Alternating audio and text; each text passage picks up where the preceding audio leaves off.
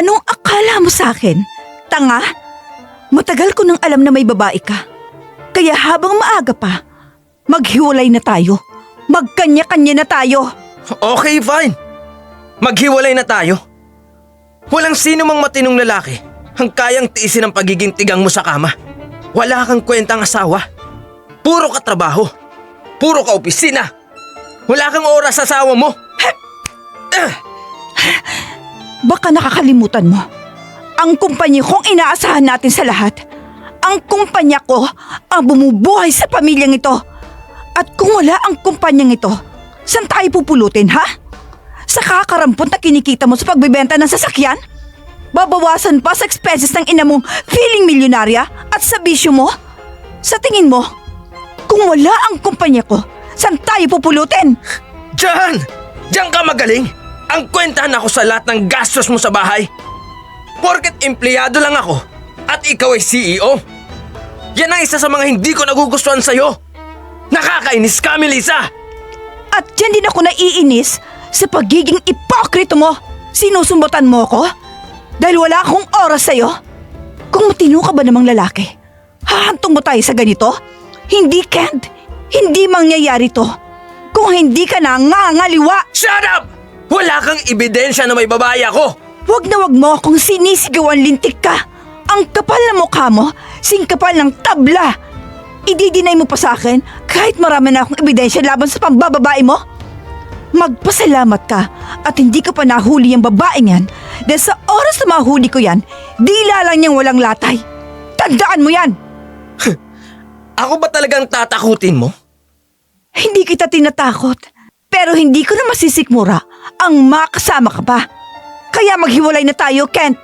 Napapailing na lamang si Lucia sa narinig na desidido na si Melissa na hiwalayan ang kanyang anak.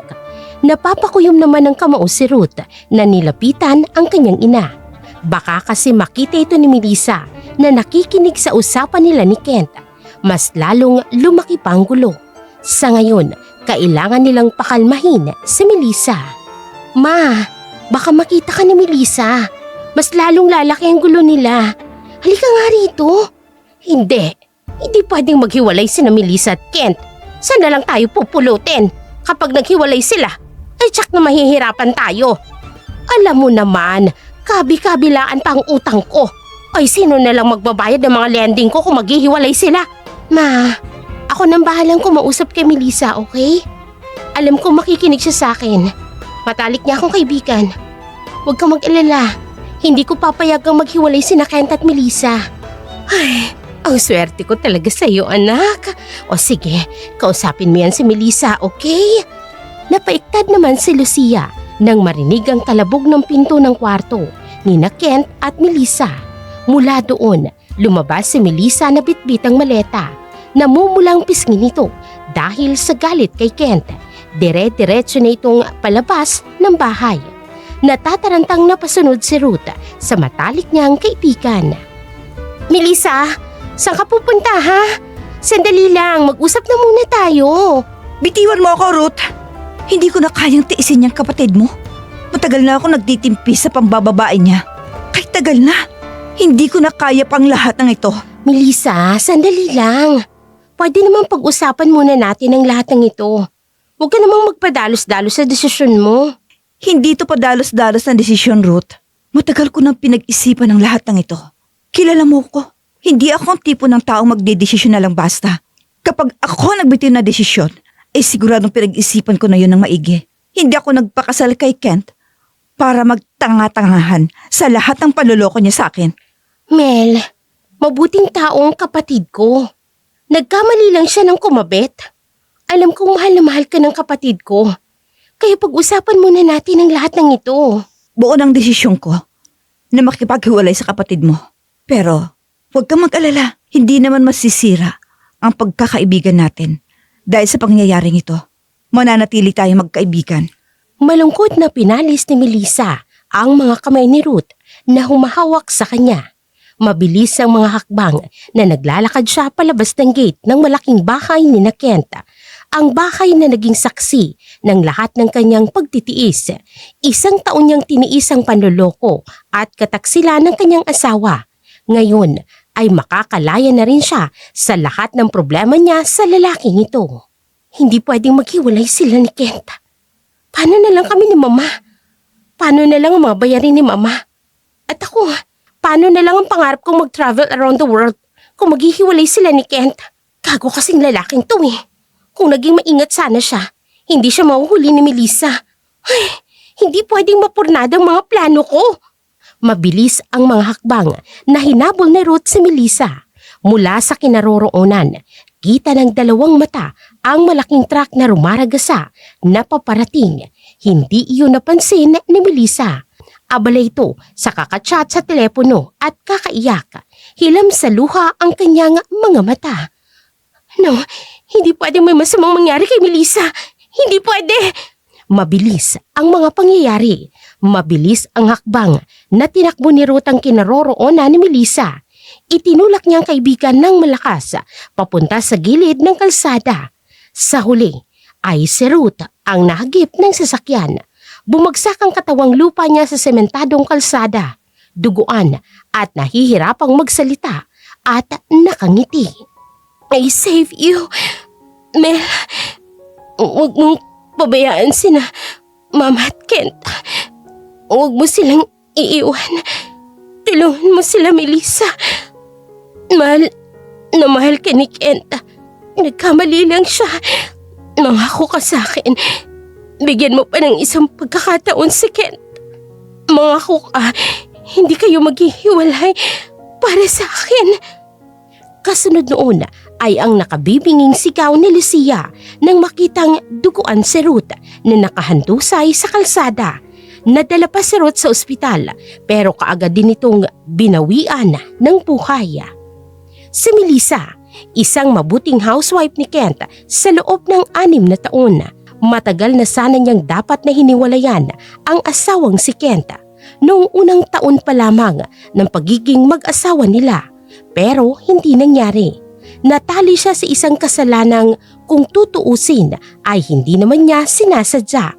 Sa kanya isinisi ng mag-inang Kent at Lucia ang pagkamatay ni Ruth na bunsong anak ni Lucia.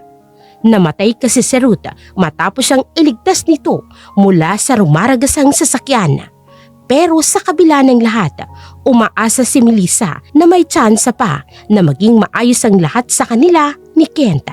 Masakit kay Melissa ang nangyari dahil matalik niyang kaibigan si Ruth.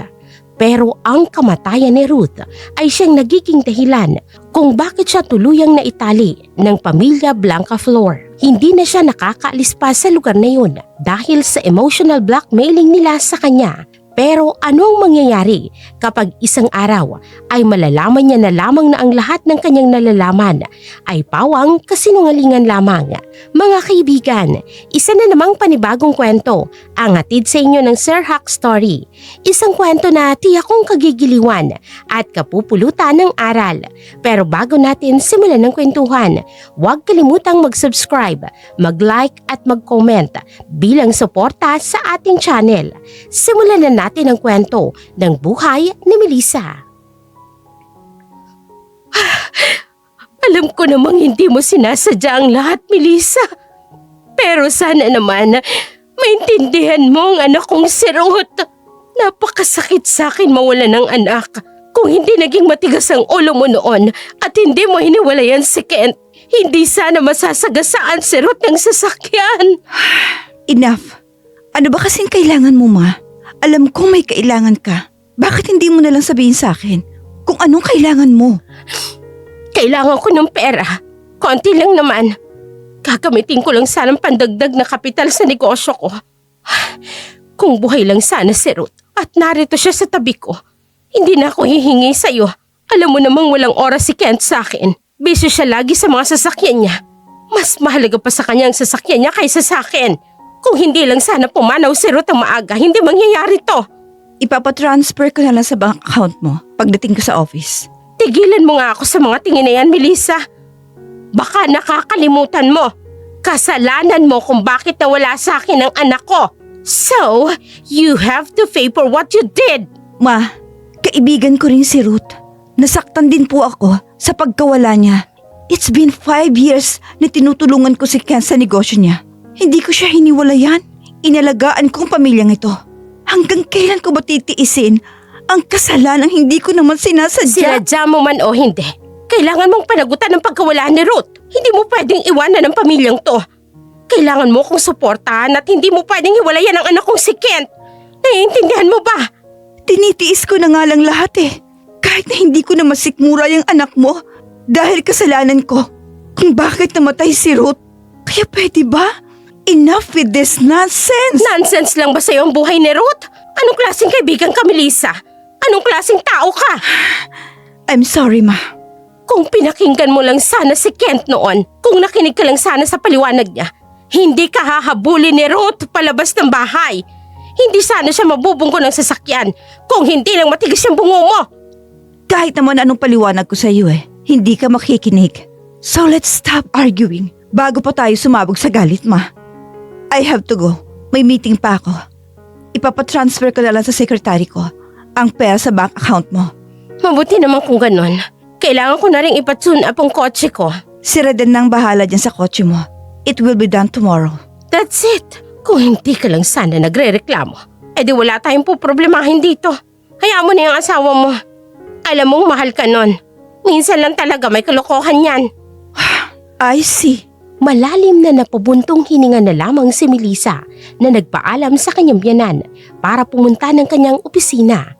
Matapos ang nangyari noon ay siyang sinisisi ng lahat sa pagkawala ni Ruth. Wala naman siyang narinig mula kay Kent pero daman niya ang panlalamig nito sa kanya simula sa nangyaring yun. Pero gayon pa man, umaasa pa rin si Melissa na magiging maayos sila ng kanyang asawa. Naiwan naman si Lucia na tuwang-tuwa at nag-aabang sa pera na papasok sa bank account niya.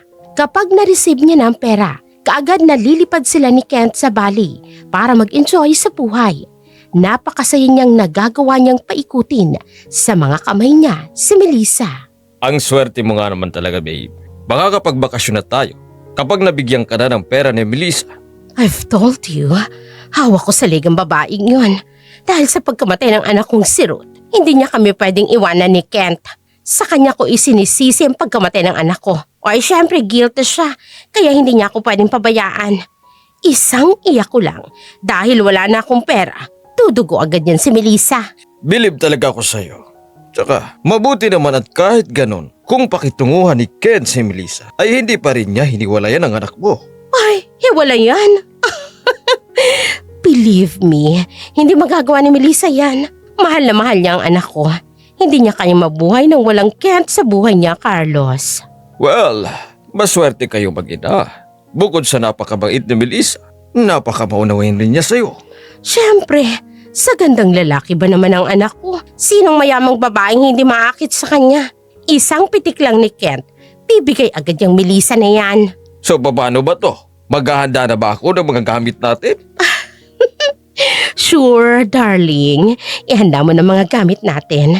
Tatawagan ko lang si Kent na okay ng lahat. Sa airport niya na lang tayo hihintayin. Samantalang sa clothing company ni Melissa, kampante siyang naupo nang sinabi ng personal assistant niyang bakla na si Rayden na tapos na ang pinapagawa niya, ang mag-transfer ng malaking pera sa account ni Lucia. Nakasimangot si Rayden na inilapag sa harapan ng boss ang isang larawan. Another kuhang larawan ng isa sa mga kaibigan ko sa isang tourist spot sa Maldives. And it's Ruth. Kahit sang anggulo tingnan, si Ruth talaga. Coincidence lang yan, Reden. Patay na si Ruth. Matagal na. 5 taon na nakalipas. Sa tingin mo, coincidence lang na nakuna ng picture si Ruth sa Japan? Last year? Sa China naman, last month. And this month, sa Maldives na naman? Hindi mo man lang pa naisip na niloloko ka na ni Lucia at Kent. Not possible na lolokohin nila ako. Pero si Ruth, imposible yun. Napaka-close naming magkaibigan ni Ruth. At kasalanan ko pa kung bakit siya nawala sa mundo ng maaga. Utang ko kay Ruth ang buhay ko. Okay, fine. Whatever. Pero Miss Melissa, baka gusto mong magbakasyon. I think you really need space for everything. Mula sa stress mo sa kumpanya, sa asawa mong cold as ice sa'yo, at sa toxic mong biyanan. You look so old na. Bakit? Ganun na ba ako ka-haggard face, Harry Den? Yes, sobra na po. At naaawa na talaga ako sa'yo, Miss Melissa. Magbakasyon ka na muna kahit 1 buwan lang o kaya 3 weeks. Kami na muna ang bahala sa kumpanya mo. At saan naman ako pupunta? Aha, I have an idea. Fine. Ikaw nang bahala mag-arrange ng lahat ng kailangan ko. Gusto kong umalis bukas na bukas din. Kaya, ikuha mo na ako ng ticket. Tama nga naman si Reden na puro na lamang stress ang hinaharap niya dito sa bayan. Kapag nasa kumpanya siya, wala siyang halos pahinga, lalo na kapag uuwi siya sa bahay niya. Naroon ang biyanang si Lucia at walang tigil sa kakabunganga. Kesyo kung hindi dahil sa kanya, ay buhay pa sana si Ruth. Hindi ito aasa sa kanya sa lahat ng mga kakailanganin nito sa buhay. At si Kent na halos wala man lamang oras sa kanya. Lagi itong umaalis ng bahay. Naglalagi na lamang sa pagmamay-ari nitong car company. Dati ay sales agent lamang ito sa isang sikat na car company. Binigyan ito ni Melissa ng pera para makapagsimula ng negosyo. At ngayon ay naitayo na nito ang sariling car company. Pero wala na itong oras para kay Melissa. Napatitig siya sa orasan. 11:00 na ng tanghali. Nagmamadali siyang nagpaalam sa kanyang sekretarya. Pupuntahan niyang kanyang asawa para magdala ng pagkain nito para sabay na silang mananghalian. Balak niyang magpaalam kay Kent na magbabakasyon muna siya kahit 1 linggo lamang. Wala namang nagawang sekretarya niya kung hindi ang mapapailing na lamang sa kabutihan ng pagkatao ng kanyang amo. What? Asawa ako ni Kent. Bakit naman hindi ako pwedeng pumasok sa opisina niya? I'm sorry, Miss Melissa, pero may kausap kasi si Sir Kent na kliyente sa loob. Ayaw niya ng istorbo. Pasensya na po talaga. Okay, dito na muna ako sa lobby maghihintay na matapos ang usapan nila ng kliyente niya. Miss Mendez? Kayo pong bahala, Ma'am Melissa. Pero wag po kayo mag-alala. Na-inform ko na po si Sir Kent na narito kayo sa may lobby na naghihintay sa kanya. Ngunit lumipas na ang halos 1 oras ay wala talagang Kent na lumabas ng opisina nito. Ang sekretarya nitong si Miss Mendez ay lumabas para mananghalian. Napabuga ng malalim na hininga si Melissa at naglakad papalapit sa pinto ng opisina ni Kent. Sino nga ba ang bisita ni Kent at ayaw nitong paistorbo? Natigilan na lamang si Melissa nang marinig ang pag-uusap sa loob ng opisina ni Kent. Mahal na mahal ako ni Melissa Janus. Kaya kahit anong gawin ko, okay lang yun sa kanya. Devoted talaga si Melissa sa'yo, ganun? Ha! Hindi ka ba naawa sa asawa mo, Kent? Dati, natatakot talaga akong hiwalayan ni Melissa. Pero, nakita mo naman ang kalagayan ko ngayon. Iba na ang sitwasyon ko ngayon, Janus. Wala na akong pakialam kung may Melissa sa buhay ko o wala. I have this car company na kumikita ng milyones a week. Ano pa bang hihilingin ko sa buhay? Melissa, she's nothing. Alam mo, Kent, kung ako yung lalaki at asawa ni Melissa, I will treasure her. Pero sadyang totoo yatang hindi mo makikita ang silbi ng tao hanggat hindi ito nawawala sa'yo. Ewan ko na lang kung anong gagawin mo sa buhay mo nang walang Melissa. Binabalaan lang naman kita bilang kaibigan, Kent. Tama na yung kaibangan mo sa babae mo. Parang binuhusan ng nagyayelong tubig si Melissa dahil sa kanyang narinig. Si Janus pala ang kausap ni Kent sa loob ng opisina nito at hindi siya nagkamali sa kanyang narinig. May babae na naman ang magaling niyang asawa. Simula nang mawala sa kanila si Ruth na kapatid ni Kent ay hindi niya naalalang nagtalo pala sila tungkol sa babae. Sadyang magaling lang magtago si Kent ng sekreto nito. So, ito lang yung ipinunta mo rito? Ang balaan ako tungkol sa babae ko? Pare naman, sino ba talaga ang kaibigan mo? Ako o si Melissa? Pareho ko kayong kaibigan ni Melissa. Hindi ko lang nagugustuhan ang ginagawa mo, Kent. Binalaan na kita noon pa man na huwag mong saktan si Melissa. Tumayo si Janus. Baka kasi kung anong magawa niya kay Kent kapag hindi na siya nakapagpigil. Pagbukas nito ng pinto, gulat na gulat si Janos nang bumungad sa kanya si Melissa na nasa tabi ng pinto. Hindi naman ito nakita ni Kent dahil malaki ang katawan niya at maliit na babae si Melissa. Namumula ang mga mata nitong nakatitig sa mga mata ni Janos. Isinara ni Janos ang pinto at hinilang isang kamay ni Melissa palabas ng opisina ni Kent. Dinala niya si Melissa sa loob ng sasakyan niya at doon tuluyang bumuhos ang mga luha ni Melissa na kanina niya pa pinipigilan. It's okay, Mel. Iiyak mo lang lahat ng sakit. Lilipas din yan. Binigyan ni Janos ng panyo ang asawa ng kanyang kaibigan. Awang-awa siya kay Melissa na nais niya sana itong yakapin pero hindi niya magawa. Pinigil niya ang sarili dahil wala naman siya sa lugar para yakapin ang babae. Akala ko noon, maayos pa kami matapos ang nangyari kay Ruth. Pinilit kong ayusin ang buhay namin. Kasi nangako ako sa kaibigan kong hindi ko iiwan ang pamilyang ito. Pero pagod na ako, Janos. Pagod na ako. Maiintindihan ka naman siguro ni Ruth kung tatapusin mo na ang lahat ng ito. Melissa, you're exhausting yourself to people who don't deserve you. Tama. Tama na siguro ang 5 taong kong pagtitiis. Simula nang mawala si Ruth, hindi naman siguro siya magagalit sa akin. Well, kung magalit siya, tsaka na lang kayo magsusumbatan sa langit. Now, that's the spirit. Yan ang Melissa na kilala ng lahat. Pwede mo ba akong ihatid sa opisina? Hindi ko kaya mag-drive, Janos. Nanginginig ako sa galit kay Kent. Natatawa na lamang si Janos sa kaibigan niya kaya hinatid niya ito pabalik ng kumpanya. Pagdating ni Melissa doon, kaagad niyang hiningi sa kanyang sekretarya ang plane ticket niya para sa bakasyon niya. Napatunga nga naman ang sekretarya niyang bakla. Hindi maipaliwanag pa ni Melissa. Napapangiti na lamang siya nang makita ang lugar na pupuntahan niya sa Bali. Pangarap ni Kent na puntahan ang lugar na yun noong mga panahong masaya pa sila sa kanilang relasyon bago mawala si Ruth. 4 na oras lamang ang biyanahe ni Melissa at ng kanyang sekretarya. Oo, sinamahan na lamang siya ng kanyang sekretarya dahil pakiramdam niya napakalungkot magbakasyon sa isang magandang lugar ng mag-isa. Nagpahinga na lamang muna sila ng kanyang sekretarya sa isang hotel. Napagdesisyonan ng dalawa na bukas na lang din sila gagala. Sa mga sumunod na araw, nakalimutan sandali ni Melissa ang stress sa kanyang pamilya, lalo na sa bungangerang biyanan na si Lucia. Anyway, huling destination na natin to, Miss Melissa. Maganda raw rito. Kasi balita ko sa mga locals ng Bali, makakakuha ka raw dito ng peace of mind kapag nagdasal ka sa templo nila.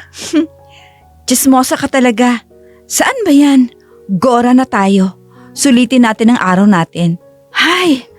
Kay bilis naman ng oras. Kailangan na nating bumalik bukas. Bisaki Temple!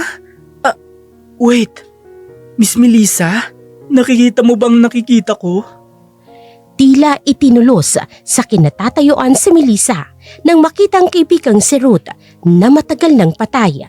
Nasa isang restaurant kasi sila at nakita nila ni Reden na sinalubong ni Ruth ng yakap at halik sa labi ang isang lalaki na walang iba kung hindi ang asawang si Kent.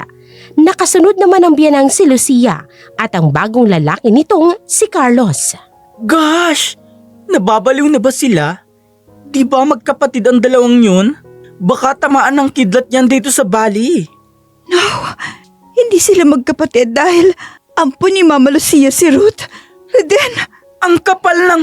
Akmang susugurin ni Reden ang mga ito na naupo sa likuran nila nang pinikil ito ni Melissa. Hindi naman sila nakikita ng mga ito dahil may boundary na yari sa pinagtagpi-tagping kawayan at may magandang disenyo ang bawat mesa ng restaurant na kinainan nila. Pero mula sa mesa nila, dinig nila ang masasayang tawanan ng mga ito. At ano, Miss Melissa? Hahayaan mo na lang ba silang lokohin ka? Ha? no. Magbabayad sila sa panloloko nila sa akin, Reden. Kailangan kong malaman ang lahat ng kalokohan nila. Samantalang masayang nag-uusap ang buong pamilya Blancaflor sa kabilang mesa habang si Kent ay hindi man lamang mapikil-pikil ang sarili na yakapin si Ruth. Miss na miss niya ito kahit araw-araw ay kausap niya ito sa video call. Kent, ano ba? Tumigil ka nga. Nakakahiya. Sarapan tayo ni Mama at Tito Carlos. It's okay, love. Maiintindihan naman tayo ni Mama. Imagine, 3 months din tayong hindi nagkita ng personal. Yung huling trip natin sa Westlake, Hangzhou. Ngayon lang tayo ulit nagkasama. Namimiss din naman kita. Kaya nga nakapagdesisyon na ako na gawing 2 weeks ang trip natin dito. Pagkatapos, need ko nang bumalik sa Korea. Alam mo namang love na love ko ang Korea. Next 3 months na naman ulit tayo makakapag-travel nito. 2 weeks tayo rito? Oh my God! Baka hindi kakasya itong dala kong pera, Ruth. Problema pa yan, Ma. Hindi yan problema. Tatawagan mo lang naman si Melissa at sasabihin mong nasa ospital ka dahil inatake ka ng alta presyon mo sa problemang kinakaharap sa restaurant mo sa Batangas. Dudugo agad ang manugang mong yun. Tawanan sila ng malakas habang si Reden ay inis na talaga. Kulang na lamang ay umusok ang ilong nito sa galit sa pamilya ni Kent Blancaflor. Ako sa bagay, tama ka, Iha. Ay nako, iiyakan ko lang yon at gagamitan ko ng emotional blackmail. Ay kaagad na dudugo yun. Poor thing, dahil wala man lang siyang kaalam-alam. Nabuhay ka, Iha. Napaka-worth it ng pagkukunwari mong patay sa harap ni Melissa. Pero mag-iingat kayo, ha? Hindi pwedeng malaman yung buhay ako. Kung hindi lagot tayong lahat. Kailangan natin si Melissa para sa funds ng car company namin ni Kent, Ma. Tama, Ma. Hindi niya na nababanggit sa akin ang tungkol sa hiwalayan simula ng kunwari ay namatay si Ruth. Ang galing mo talaga, love. Ikaw talagang nakaisip ng ganito. Hindi na nakatiis pa si Melissa sa sakit sa lahat ng panloloko sa kanya ni Kent at sa buong pamilya nila. Pati pa si Ruth na inakala niyang isang tunay na kaibigan. Pero isa pa ng ahas, hindi niya inaasahan na magagawa siyang lokohin ni Ruth at ito pa pala ang kabit ni Kent na hindi man lang niya mahuli-huli noon. Hilam sa luha ang mga mata ni Melissa. Tumakbo siya palabas ng restaurant. Napasunod naman si Reden sa kanya na nag-aalala sa amo. Hindi na hinintay pa ni Melissa ang mga sumunod na araw. Hindi na rin sila tumuloy sa Visakhi Temple. Diretsong bumili na sila ng tiket pabalik ng Pilipinas. Gigil na gigil si Melissa at gustong-gusto niyang simulang gawin ang paghihiganti sa asawa niyang walang hiya at sa buong pamilya ng Blancaflor. Magsagawa kayo ng auditing sa lahat ng bank account ng Mac. Gusto kong malinaw ang lahat at walang palpak. Reden, tawagan mo si Attorney Lara Dixon. I need her ASAP. Yes, Mami Lisa. And Karen, terminate all our contracts under the Blancaflor Car Companies ASAP. Namilog ang mga mata ni Karen. Nakalimutan pala ni Melissa na si Karen ay pinsan ni Kent, first cousin. Pinakiusapan siya ni Lucia noon na bigyan ito ng trabaho dahil breadwinner ito ng kanilang pamilya. Wala namang naging problema sa kanya. May pinag-aralan naman si Karen. Kaso, naririnig niya minsan na nakikipagtalo ito sa mga kasamahan niya sa loob. Laging pinangangalandakan ni Karen na siya ang nagpapasok dito sa kumpanya. Bakit naman, Miss Melissa? Kumpanya yan ni Kent, asawa mo? Terminate it because I said so. May problema ka ba sa desisyon ko? Just do it. And if you can't do it, I need your resignation on my table right now. Yes, Miss Melissa. Gagawin na po, ASAP. And don't you dare call Lucia or Kent. Nasa bakasyon sila at ayoko maistorbo sila sa kanilang bakasyon. Do you copy? Saka mo na sabihin sa kanila kapag nakauwi na sila ng Pilipinas. Yes, Miss Melissa. Nakangisi na lamang na iniwanan ni Melissa si Karen na nakatunganga. Alam nitong hindi nagbibiro si Melissa at totoo ang mga sinasabi nito. Kaagad na umuwi siya ng mansyon. Pagpasok niya pa lamang doon, naging mabigat ang kalooban ni Melissa. Ang mansyon na ito ay pag-aari ng mga magulang niya. Nang ikasal sila ni Kent, dito na sila tumira kasama si Lucia.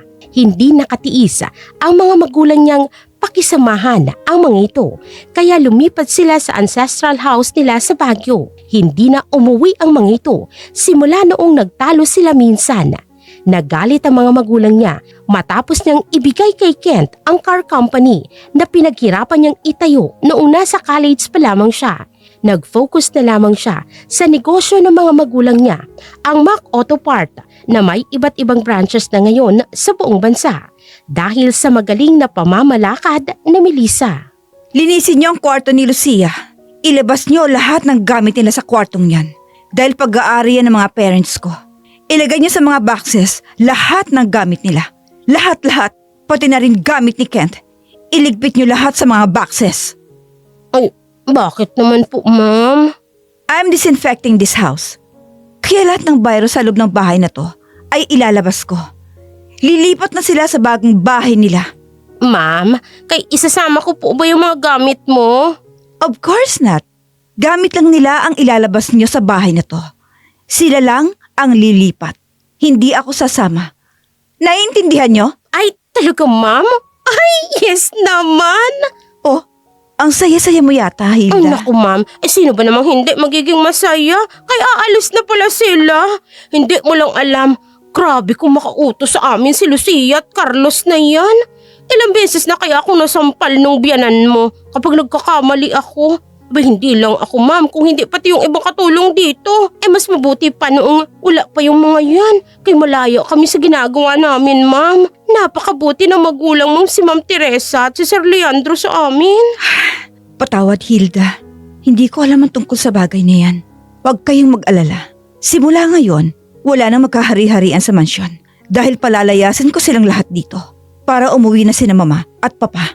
Ay, salamat talaga, Miss Melissa. Kay sa wakas, nagising na rin kayo sa katotohanan. Sige na, gawin niyo ng inuutos ko sa inyo. At saka, dala niyo ako ng kape sa opisina ko. May tatapusin lang ako.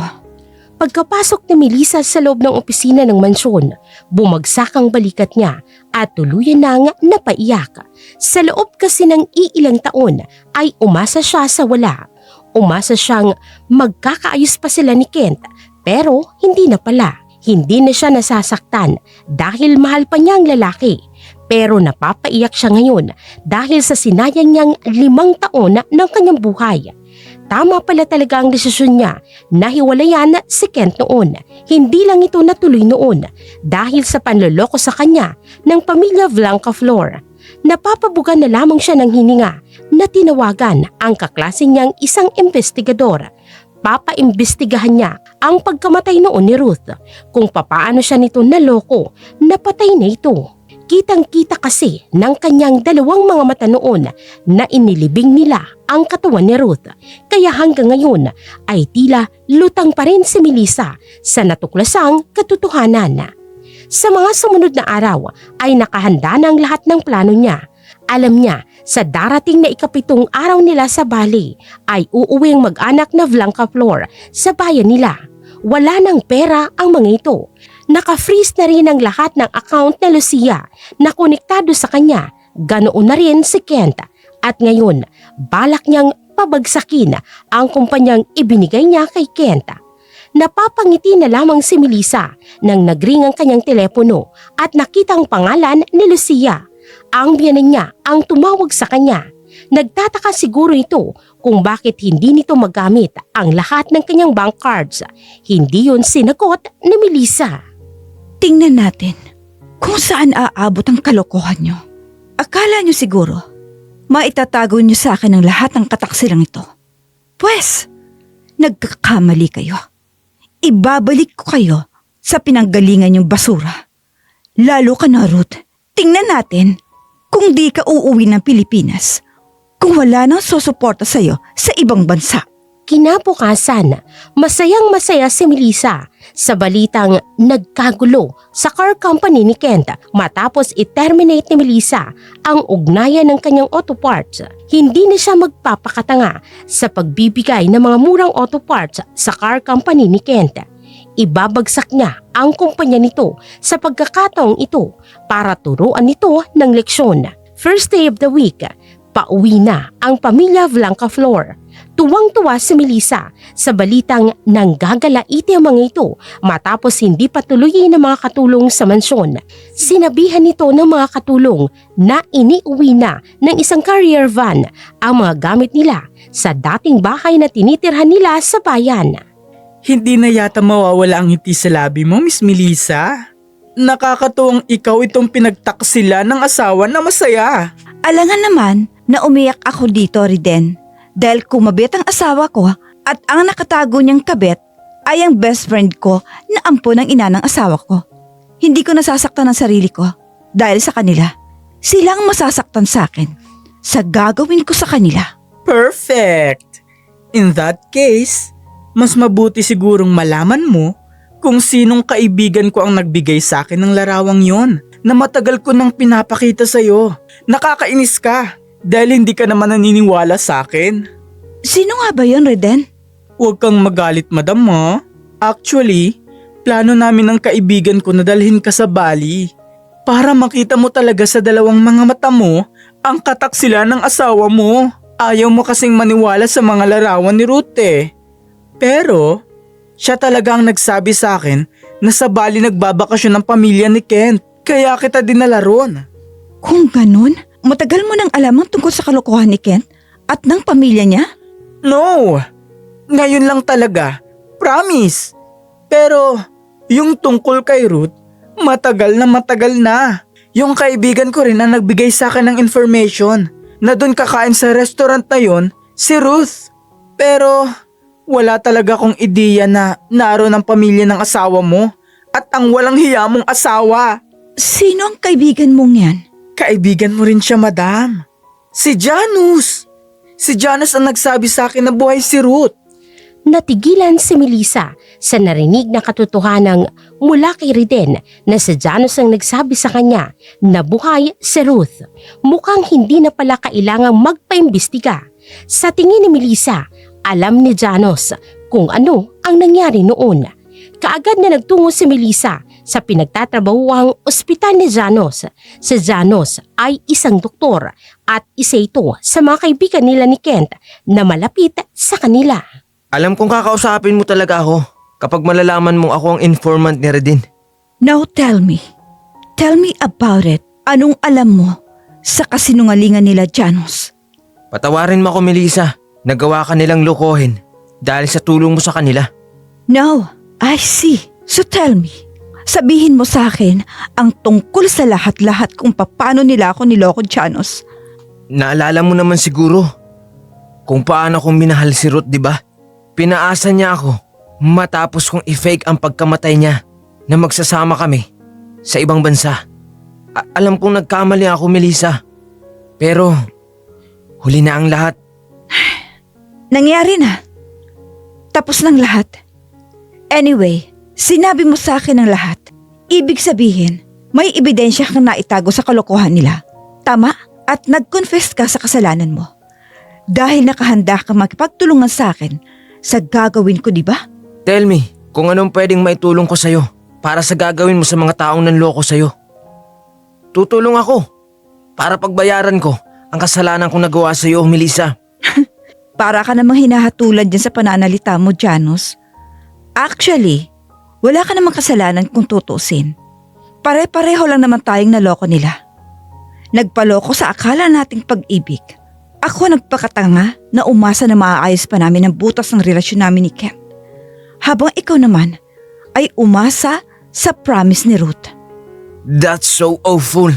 Nakakahiyang ang tatalino natin noon sa school. Pero naging bubo tayo sa pagmamahal natin sa isang tao. So, it's a deal? Tumayo si Janus mula sa kinauupuan at binuksan ng isang disusing cabinet.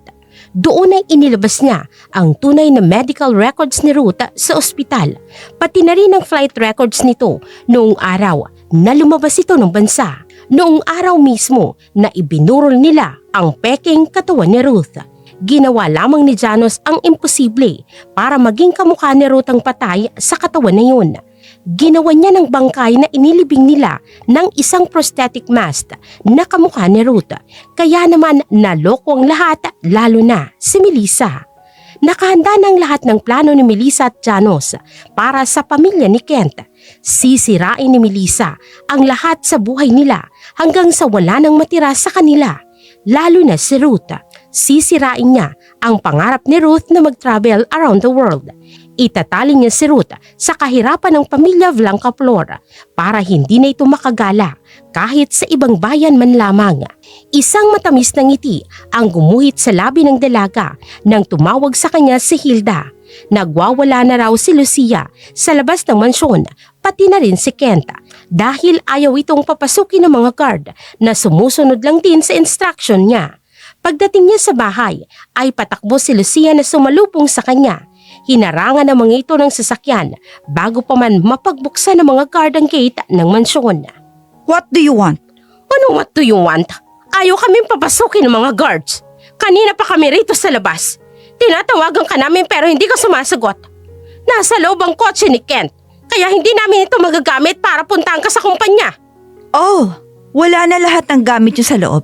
Pinalipat ko na ulit sa dating bahay niyo. Mula ngayon, pinapalayas ko na kayo sa mansyon ko. Hindi na kayo pwedeng pumasok sa loob. Ano naman kalokohan to, Melissa? Ha? Ano na naman ang pumasok din sa kokote mo at ginagawa mo to sa amin? Wala naman. Pagod na ako sa buhay natin, Kent. Kaya maghiwalay na tayo. Pinapagawa ko na sa abogado ang annulment papers natin. It's that simple. We're done. Naluloko ka na ba, Melissa? Ano bang problema mo? Nagbakasyon lang ako kasama si na mama. At Tito Carlos, ano bang nangyayari sa'yo? Pinasukan na naman ba ng ipis yung utak mo? Pagod na ako sa'yo. Sa pamilya mo. Sa pagiging anay niyo sa buhay ko. Kaya't maghiwalay na tayo. Nakalimutan mo na bang nangako ka kay Ruth na hindi mo kami pababayaan? Nakalimutan mo na bang nawala sa akin ang anak ko dahil sa'yo? Inalay ni Ruth ang buhay niya para lamang iligtas ka. Tapos ito ang igaganti mo sa kabutihan ng anak ko? Tigil-tigilan mo ako. Si emotional blackmailing na yan, Lucia. Hindi naggagana yan sa akin. Wala na akong pakialam sa ngayon. Kahit na ilang beses pang mamatay si Ruth sa harapan ko. I'm so sick of this life. Melissa, mag-usap tayo. Hindi na nakakatuwang birong ito. Melissa, kapag ipagpapatuloy mo pa to, tuluyan akong magagalit sa'yo. Sa tingin mo ba, may pakialam pa ako, Kent? Wala na akong pakialam kung magalit ka man sa akin habang buhay. Kung nagalit ka dahil hindi ako nakakapagpaalam sa'yo na umalis at magbakasyon, well, sorry na. Hindi na mauulit yun, Melissa. Alam ko naman kasing busy ka lagi sa kumpanya. Kaya hindi na lang kita ginugulo. Hindi mo na kailangan pa na magpaliwanag, Kent. Sa ngayon, ang nais ko lang, lumayo ka na sa buhay ko. Magkanya-kanya na tayo. Kent, anak, huwag mo na lang munang pilitin si Melissa. Baka galit talaga siya sa'yo dahil umalis ka na walang paalam. Pasasan ba't magiging okay din ang lahat ng yan? Kilala kong babaeng yan. Alam mong hindi yan mabubuhay nang wala ka. Hindi yan tatagal ng ilang araw at pupuntahan ka niyan sa bahay at magmamakaawang balikan mo. Tara na, pinagtitinginan na tayo ng mga kapitbahay dito. Nakakahiya na. Isinara ni Melissa ang pinto ng kotse ng pabalang. Ikinatikil iyon ni Lucia at ni Kent pero hinila ni Lucia ang anak papalayo sa sasakyan ni Melissa. Sinenyosa naman ni Melissa ang mga guards na buksan ang gate. Isara niyong mabuti ang gate at huwag niyong hayaang may makapasok na mga daga na galing sa kanal. Ayokong madumihan tong mansyon na galing sa parents ko. Walang nagawa si Kent kung hindi ang umalis na lamang sa labas ng mansyon. Totoong pinagtitinginan na sila ng mga kapitbahay sa labas. Napauwi sila sa dating bahay nila sa bayan. Inis na inis si Kent dahil hindi siya sanay na tumira sa bahay na ito. 5 taon na rin simula nang tumira siya sa mansyon ni Melissa. Napakagaan ang buhay nilang mag-ina roon. Nariyan ang lahat ng mga kailangan nila at may maid na mauutusan. Kapag nagugutom sila, nariyan ang mga katulong na isang pitik lamang ng mga kamay ni Kent ay kaagad na sinusunod ang kanyang gustong ipaluto. Malaki at maluwag ang bahay ni Melissa. Samantalang itong tirahan nila ay may 2 kwarto lamang. Mas malaki pa yata ang kwarto ni Melissa kesa sa sala ng pamamahay nila. Ma, sa tingin mo, ano na naman kayang nangyari kay Melissa, ha? Bakit tinupak na naman yun? Ay, hindi ko rin alam. Basta't nagulat na lang ako nang hindi niya sinasagot ang mga tawag ko. Kaya nga tayo napauwi dito eh. Eh di ba nga kasi wala tayong magagamit? Pati nga mga cards ko, hindi ko na rin nagagamit. Pati yung sayo, hindi ba? Hindi ka naman papayag na ang kita ng car company mo ang gagamitin natin. Huwag kang mag-alala, ma. Bukas na bukas, magiging okay din yun si Melissa. Alam mo, patay na patay yun sa akin eh. Hindi yun nakakatiis nang hindi ako kinakausap. Ito na ang unang pagkakataon na hindi siya nadadala sa pagbanggit ko kay Ruth. Ano kaya talagang nangyari kay Melissa? Imposible namang malalaman niyang buhay si Ruth, hindi ba? Ma, masyado ka napaparanoid. Hindi mangyayari yan. Walang ibang nakakaalam na buhay si Ruth. Maliban sa atin. Si Janus naman, loyal sa atin yun. Isang lambing lang ni Ruth, kakawag-kawag agad ang buntot nun. Kaya imposible yung naisip mo. Ay, sana nga lang iho. Dahil kung hindi, lago talaga tayo. Hindi yan mangyayari, ma. Tawagan mo nga si Tito Carlos. Nasaan na ba yung inutusan mong bumili ng pagkain? Gutom na ako eh. Ang tagal naman. Hindi nakatulog ng maayos si Kent kinagabihan. Hindi siya sanay na matulog sa mainit niyang kwarto na walang aircon.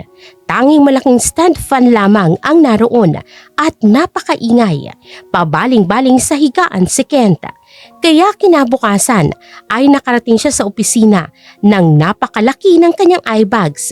Kaagad na sumalubong sa kanya ang nagkakagulong staff ng opisina. Kaya nagpatawag kaagad siya ng meeting sa conference room. Sir, mabuti naman at narito na kayo. May problema po tayo sa kumpanya. Damn! May company consultant tayo na mag-handle sa mga problema ng kumpanya ko. Sinasahuran sila ni Melissa. Bakit hindi mo sila tinawagan? Hinihintay mo pa tala akong makauwi? Are you out of your mind, Sheena? Sir, wala na mga consultant natin sa kumpanya. Kinuha na po sila ni Miss Melissa, kaya hindi po kasalanan ni Sheena. What? Bakit hindi mo ako tinawagan, ha? Sheena! Anong problema ng kumpanya, ha? Sir, tinawagan kita pero hindi ka sumasagot. Anong problema ng kumpanya? Kinuha na lahat ng Mac Auto Parts ang lahat ng investment nila sa kumpanya. 3 araw na simula nang mangyari yon at nagsisimula ng lumubog ang cash flow natin. I'm afraid na kapag nagpatuloy ito ng ilang araw pa, sa pagtatapos ng linggong ito, pabagsak na tayo. Nasa 10% ang ibinagsak ng sales natin. Ha? Bumagsak ang sales natin? Paano nangyari yun, Lena? Mga tanga ba lahat ng sales agent natin, ha? Sir, ubos na kasi ang mga sasakyan natin na mabenta sa market. Problema ba yan? Di gumawa ang production team ng maraming sasakyan na bebenta sa market? Easy! Napakadali! Hindi nila magagawa! Sir, mahirap gawin yun. Ubus ng supply natin mula sa Mac Auto Parts. Kaya nga hindi na makakagalaw ngayon ang production team ng company. Napilayan na sila, sir. Saan sila kukuha ng spare parts? Napatanga si Kent nang ma-realize ang sitwasyon ng kumpanya matapos i-pull out ni Melissa ang lahat ng investment nito sa car company niya. Hindi makapaniwala si Kent na magagawa ito ni Melissa sa kanya. Ay, sir, you need to talk to your wife. Kung hindi, kailangan na natin maghanap ng ibang partners nito na magsusupply sa atin ng auto parts para makagalaw tayo. I will talk to Melissa. Pero ngayon, kailangan muna natin maghanap ng pwede nating kuhanan ng mga supplies ng auto parts para makagalaw tayo. Yes, sir. Pagkatapos ng meeting ay napapahilot na lamang sa ulo si Kent. Hindi niya akalain sa loob ng 3 araw ay ganun kabilis tumirik ang sales nila. Naikuyom ni Kent ang kamao. Kailangan niyang makausap si Melissa agad. Hindi niya nahihintayin ang ilang araw na lumamig ang ulo ng nagtatampong asawa niya. Bumili ng bouquet ng flowers si Kent para kay Melissa. Susuyuin niya ang asawa niya. Sumasakit na kasi ang ulo niya kung saan siya kukuha ngayon ng bagong supplier na magbibigay sa kanya ng murang presyo sa mga spare parts ng sasakyan, kagaya na lamang ng kumpanya ng kanyang asawa. Idagdag pang tawag ng tawag si Ruth sa kanya dahil hindi pa ito makaalis ng Indonesia. Hinihintay pa ni Ruth ang padala niyang pera para makalipad dito pauwi ng Korea. Sa ngayon kasi, kapag gagalawin niya pang natitirang pera ng kumpanya ay tuloy na silang titirik pababa pag nagkataon. Oh, ikaw pala ang naghahanap kay Miss Melissa? Sorry, pero may kadate na si Miss Melissa at wala siya rito sa office. Anong sinabi mo, bakla? Ay, bingi! Sabi ko, wala si Miss Melissa. Ang alam ko, may kadate siyang poging bagong investor ng Mac. Kinakausap kita. Kaya kausapin mo ako ng maayos. Baka tamaan ka sa akin. Excuse me ha? Subukan mo lang nasaktan ako nang magkaalaman tayo kung sinong mas lalaki sa atin. Sinabihan ka ng wala rito? Hindi ka makaintindi? Buksan mo ang opisina ng asawa ko. Doon ko sa hihintayin. Sorry ka na lang Mr. Blancaflor. Pero mahigpit na bilin sa akin ni Miss Melissa na hindi ka pwede sa office niya. Kung gusto mo siyang hintayin, sa lunch na lang. What? Pero asawa niya ako. May karapatan akong pumasok sa opisina ng asawa ko.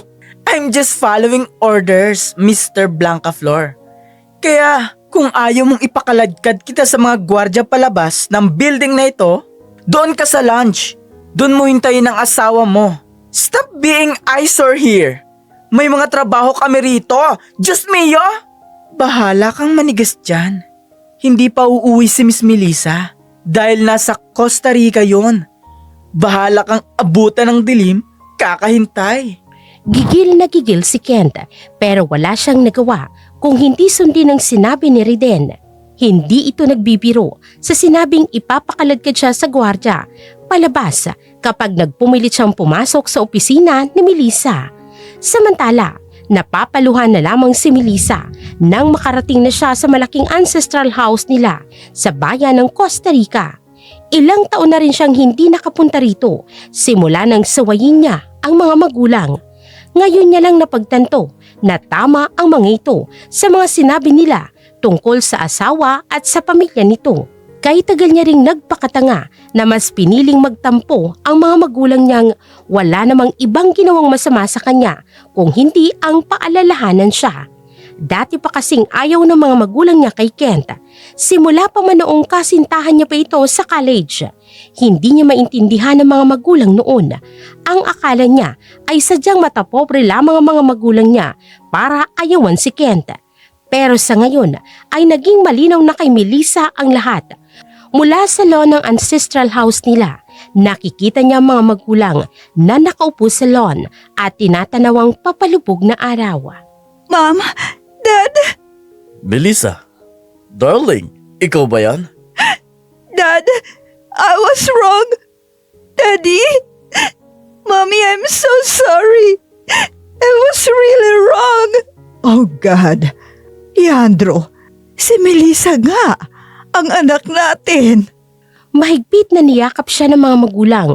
Sobrang napaiyak si Melissa sa malapad na dibdib ng kanyang ama na matikas pa rin kahit may edad na. Sa lumipas na 2 taon ay hindi niya nakita ang mga ito matapos silang magtalo. Hindi na rin siya naglakas ng loob na pumunta rito sa ancestral house nila dahil inatake ang ina ng high blood pressure noong huli nilang pag-uusap. Malaki ang tampo ng mga magulang niya sa kanya. Ma'am, patawarin mo ako. Patawarin mo ako sa mga masasakit na salitang nasabi ko sa iyo noon. Ma'am, maiintindihan ko kung magalit kayo sa akin ni Daddy. Anak, kahit kailan, hindi namin magawang magalit sa iyo. Mahal na mahal ka namin. Ayaw lang namin makita na nahihirapan ka, nasasaktan at niloloko. Kaya hindi kami bumalik sa mansyon. Magtatalo lang kami ng Lucia na yun. Ayokong lumala ang misunderstanding natin. Kaya hindi na kami bumalik sa mansyon. Pero lagi ka naming minomonitor ng mama mo. Ang kalagayan mo. Lagi kaming nakikibalita sa iyo kay Riden. Dad, Ma'am, pinalayas ko na sila sa bahay. At nag-file na rin ako ng annulment para tapusin ang lahat sa amin ni Kent. Binawi ko na rin lahat ng investment ko sa car company ni Kent. Bakit? Sinaktan ka ba ni Kent? Ha, Melissa? Tell me at dudurugin ko ang pagmumukha ng lalaking yon. Hindi niya ako sinasaktan physically, Daddy. Pero niloko ako ni Kent ng buong pamilya niya at hindi ko siya mapapatawad. Sinabi ni Melissa sa mga magulang niya ang lahat ng nangyari simula noong namatay si Ruth at kung paano niya nalaman ang mga panluloko ng mga ito sa kanya. Sinabi niya rin sa mga magulang ang lahat ng kanyang plano. At sisirain mong kumpanyang pinaghirapan mo, Melissa, ang car company. Yan ang habang sinasabi ko sa iyo noon na kung ibibigay mo kay Kent ang kumpanya, ay gumawa ka ng kasunduan. Pero masyado mong pinagkatiwalaan ng lalaking yun. I'm sorry, Ma. I was wrong. Huwag na natin pag-usapan ang mga nangyari noon. Sa ngayon, mag-celebrate muna tayo sa pagbabalik ng anak natin, Teresa. At huwag ka mag-alala, anak. Sasamahan ka namin sa labang ito. Hindi ka namin pababayaan ng mami mo. Di ba, Teresa? Yes, Iha. Hindi namin hahayaan na may manakit sa iyo at pagbabayaran ng mga Blanca Flor ang lahat ng ginawa nila sa iyo. Hindi ko hahayaang may manakit sa baby ko. Ma'am, hindi na ako bata. Ano ba yan? Nakakahiya po. Binibaby mo na naman ako. Kahit tatanda ka pa, Melissa. Pero sa puso namin, ng mami mo, you will always be our baby. Our dearest only child. Tuluyan ang napapaluha si Melissa at muling yumakap sa kanyang ina at ama. At sa unang pagkakataon, sa loob ng iilang taong magulo ang buhay niya, ay nakadama siya ng tunay na kapayapaan sa bisig ng kanyang mga magulang. Ilang araw pang nanatili si Melissa sa ancestral house nila sa Costa Rica. Samantalang sa bayan, nagkakagulong mag-inang Kent at Lucia. Napapauwi na rin si Ruth nang wala sa oras dahil wala nang naibibigay na pera sa kanya si Kent. Ano ba kasing nangyari, Kent? Madali lang naman siyuin si Melissa. Hindi ko alam. Pero ito ang unang beses na nagalit sa akin si Melissa. Ni hindi niya ako kinausap. Ilang araw na siyang wala sa kumpanya, Ruth. Ruth, ikaw na munang kumuha ng paraan. Kausapin mo yung asa mong si Janos. Hintayin muna nating makausap ni Kent si Melissa. Abay wala na tayong pera magagamit sa ngayon. Tumagdag pa si Carlos sa sakit ng ulo ko. Ninakaw niya yung mga alahas ko sa safe. Susubukan kong kausapin si Janos, okay? Pero Kent, gumawa ka ng paraan para dyan sa car company mo. Wala ka bang ibang nahanap na supplier ng auto parts? Yan din ang pinagtataka ko. Pati nga si Mr. Lim na atat makipag-partner sa akin nun. Inayawan ang proposal ko. Hindi kaya nangyayaring lahat ng ito dahil sa kalokohan ni Melissa?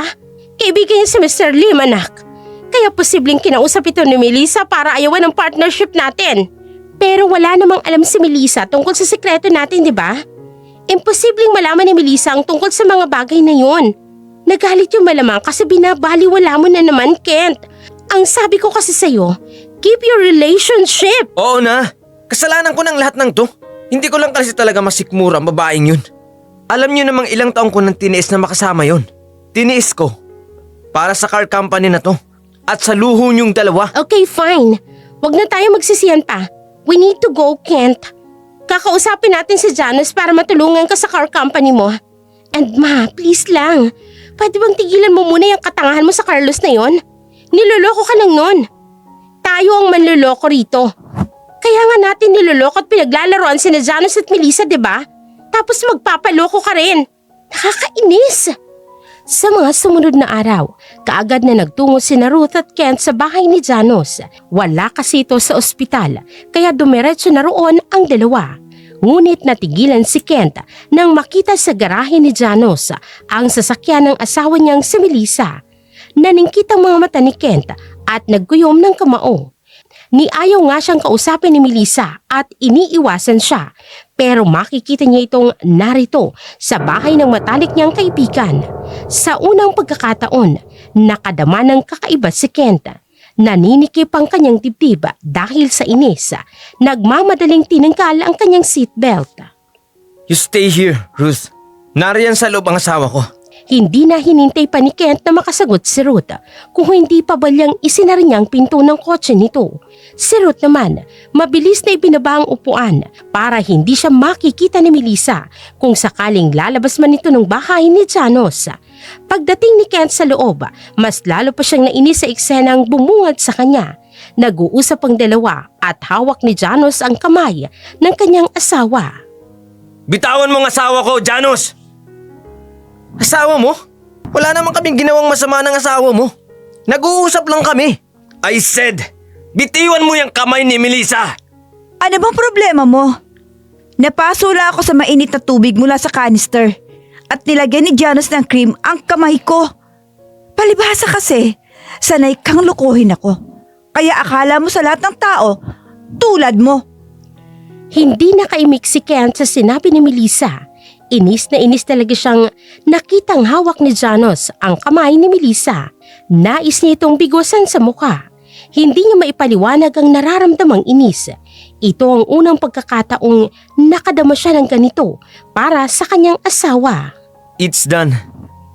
Ingatan mong hindi mabasayan ng tubig ha. Apply this cream every 6 hours. Thank you. Aalis na ako, Janos. At Kent, hintayin mo na lang ang annulment papers natin dahil inaprubahan na ng korte ang petisyon ko. Pwede bang pag-usapan muna natin ang tungkol sa mga bagay na to, Melissa? You're just making that decision out of anger just because I'm on vacation without you? Oh, please. Sino bang tanga na gusto kang kasama? That was me before, but not anymore, Kent. So, just stay away from me. I'm so sick just seeing your face like this. Hindi napigilan ni Janos ang matawa sa sinabi ni Melissa.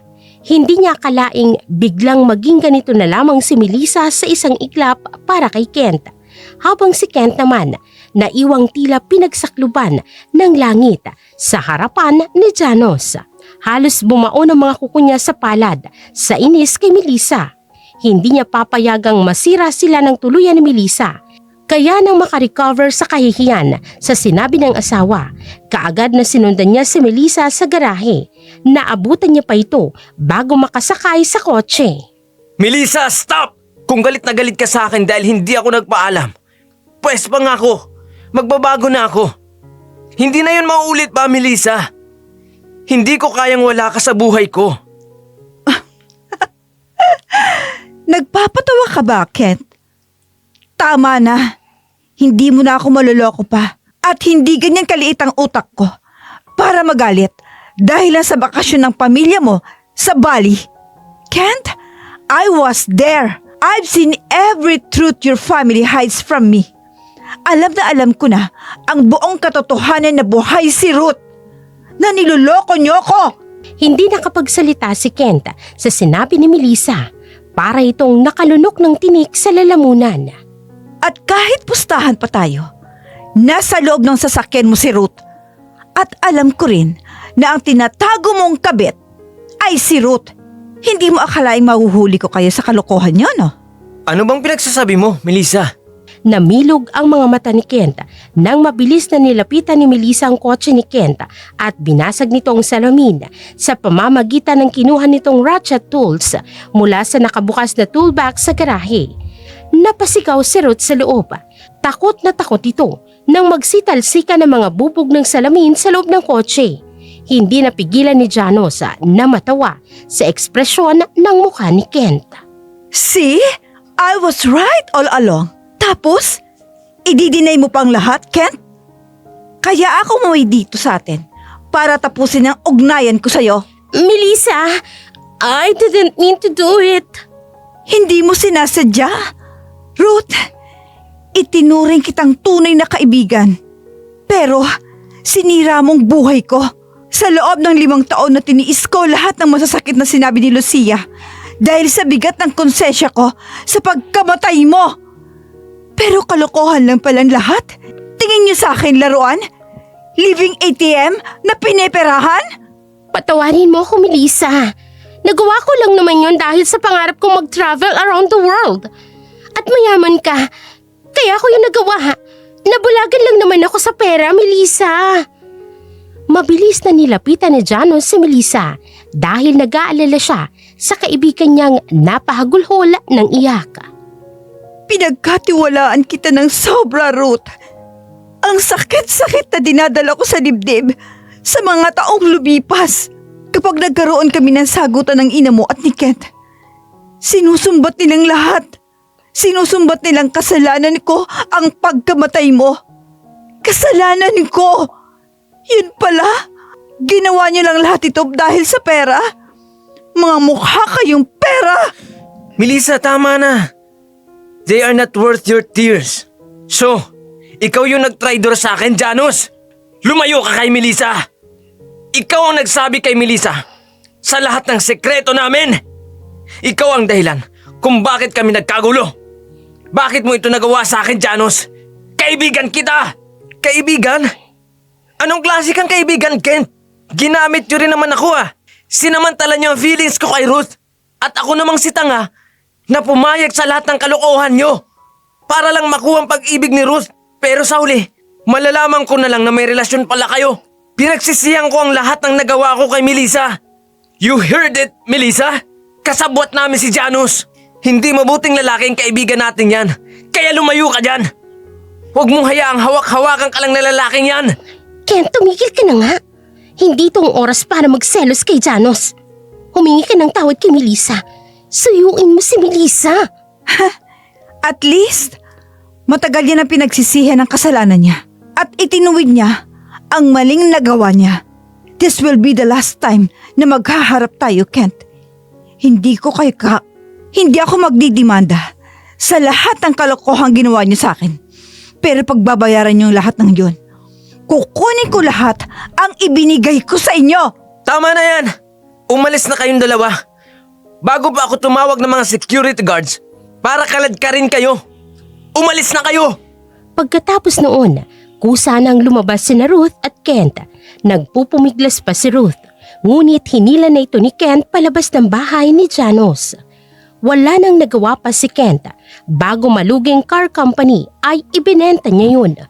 Dumating na rin ang mga papeles mula sa korte. Pinawalang bisa ang kasal nila ni Melissa. Halos mawala sa sarili si Kent noon. Huli na ang lahat nang ma-realize niya kung anong nawala sa kanya nang mawala si Melissa sa buhay niya at sa kanilang buong pamilya. Nalaman niya na lang na ang bumili ng car company niya ay si Melissa. Ang perang nakuha niya sa kumpanya ay gagamitin niya sa pagsisimula ng maliit na negosyo. Ngunit kinaumagahan, nawindang na lamang si Kent nang mapagtantong wala ng laman ng safe na nilagyan niya ng pera. Ma!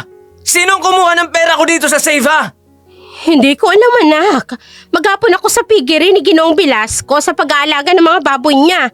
Hindi ko alam kung sinong kumuha ng pera mo. Si Ruth!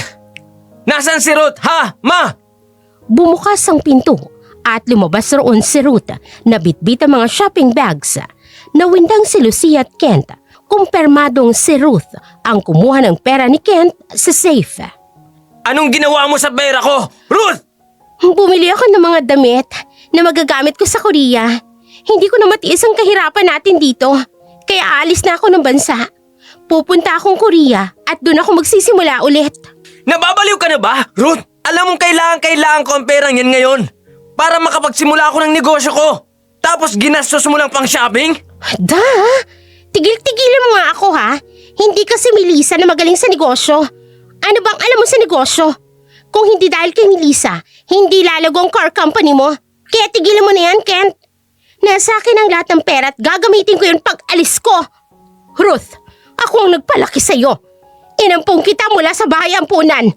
Iiwan mo na ba kami ni Kent ngayong naghihirap na kami? Alangan namang idadamay niyo ako sa kahirapan niyo.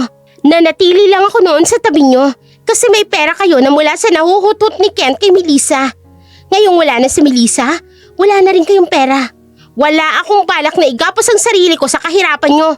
Tigil-tigilan mo ako, Lucia. Ganyan pala ang tingin mo sa amin? O pues, hindi ka na makakaalis ng bansa. Dahil sisiguraduhin ko sa pagkakataong ito, mamamatay ka na talaga. Nagdilim ang paningin ni Lucia at kinuha ang kutsilyo sa kusina. Sinaksak ng paulit-ulit si Ruth. Si Kent naman napatakbo sa labas sa takot sa ginawa ng kanyang ina at tumawag na lamang ito ng pulis.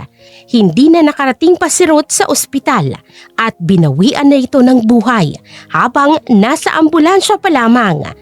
Lumipas ang 1 taon na masaya na ang buhay ni Melissa kasama ang mga magulang at ang mga taong kaibigan, sina Riden at Janos. Isang araw, habang nasa plaza silang tatlo, naghihintay sa paglubog ng araw, dumating ang delivery nila. Umorder kasi ng spicy chicken si Riden at beer in can. Nariyan na raw ang order natin, Mel. Bayaran mo na ang delivery boy, oh. Magkano ba ang babayaran namin? Napatigil na lamang silang tatlo nang makita nilang napaluha ang rider habang tinatanggal ang helmet sa ulo nito. Melissa, kumusta ka na? Okay lang ako, Kent. Masaya na ako sa buhay ko. Nang wala ka. Hindi mahirap maging masaya sa buhay. Matuto ka lamang makontento sa anumang bagay na meron ka. Kung hindi sapat ang meron ka, magsikap ka para sa pinapangarap mong buhay. Hindi madali ang daan patungo sa tagumpay, pero mas matamis ito kapag galing sa pinaghirapan mo. At dito na po nagtatapos ang kwento para sa araw na ito. Sana po'y nagustuhan ninyo ang kwentong ito at kinapulutan ng aral.